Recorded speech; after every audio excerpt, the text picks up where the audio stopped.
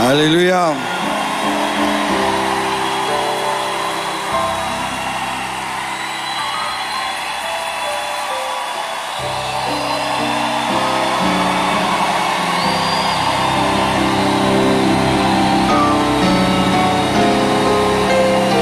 Merci. Prenez place, s'il vous plaît.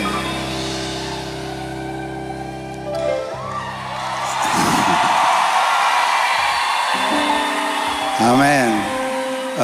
Ne coupez pas le live, hein? Nous voulons que ça passe en live. Ne coupez pas le live.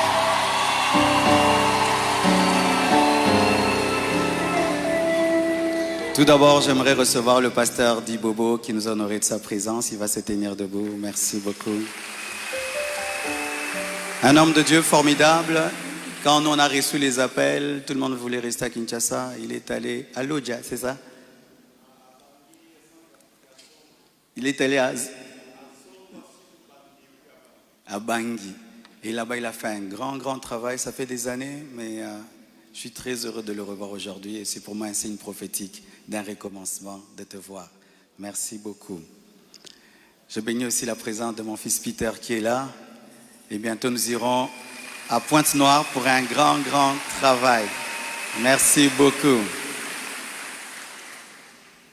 Alors, j'aimerais vous dire qu'après le séminaire, après 25 matins, nous aurons équilibre. Après équilibre, nous aurons un séminaire qu'on appelle Profondeur avec le pasteur Sanogo. Donc, on a 3 grandes actions.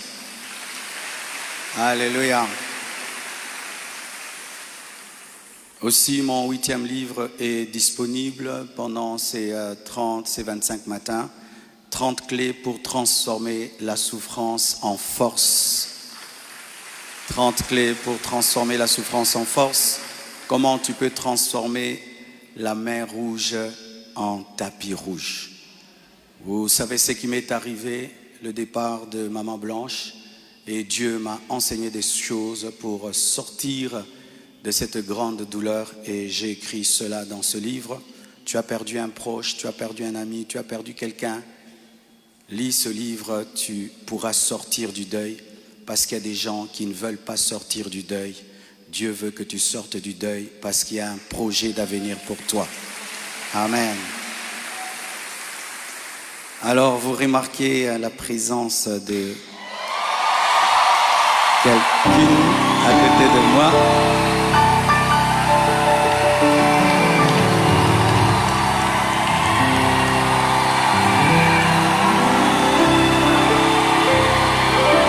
Amen. Est-ce que je peux maintenant parler? Amen. Alors, beaucoup de gens posent la question, elle est d'où, elle est qui?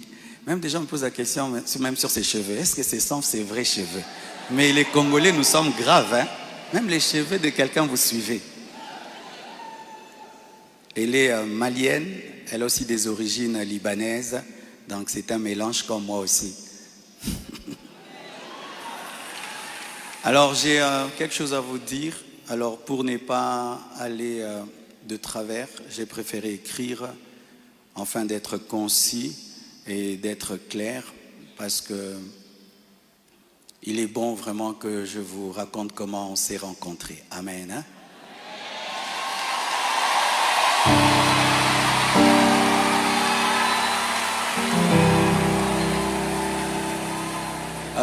Est-ce qu'il y a quelqu'un qui parle en lingala? J'aimerais aussi que ceux qui parlent le lingala entendent. Qui interprète bien le lingala et qui est bien habillé?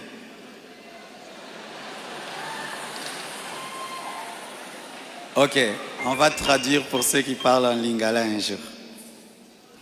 Chers frères et sœurs, après le décès brusque de Maman Blanche, j'ai traversé l'une des saisons les plus sombres de ma vie. J'étais au bord de la dépression, même de l'AVC et même de la mort. Mais beaucoup ne s'en sont pas rendus compte, car je faisais l'effort de rester fort pour vous encourager et pour que l'Église ne devienne pas un lieu de deuil permanent. La solitude, les nombreux questionnements, la douleur de mes enfants, l'innocence de mon bébé, le poids du ministère, la gestion de mes affaires, de ma maison et même de moi-même, tout cela pesait terriblement sur mes épaules. Il m'arrivait de sécher mes larmes avant de prêcher et de pleurer dans mon bureau après avoir prêché. Dans cette épreuve, le pasteur Ézéchiel Moulumba, un ami d'enfance et fils du même père spirituel, me parla un jour de sa fille Esther. Mais je lui répondis que je n'avais ni la force ni la tête à cela. J'avais même demandé à Dieu le don du célibat dans l'espoir de ne plus jamais ressentir le besoin de me marier. Mais Dieu ne répondit pas à cette prière. À plusieurs reprises, par l'intermédiaire des prophètes, des songes et des convictions personnelles, le Seigneur me fit comprendre qu'il voulait que je continue ma route et que je refasse ma vie avec quelqu'un d'autre et qu'il était dangereux pour moi de rester longtemps dans le veuvage car un plan maléfique se tramait contre ma vie, mon ministère, ma famille et l'Église. Je me souviens d'une vision particulièrement marquante. J'étais dans une chambre encerclée de très longs serpents aux couleurs magnifiques. Ils faisaient semblant de dormir, attendant que je marche sur l'un d'eux pour m'attaquer. Leur venin était aussi mortel que la beauté de leur couleur.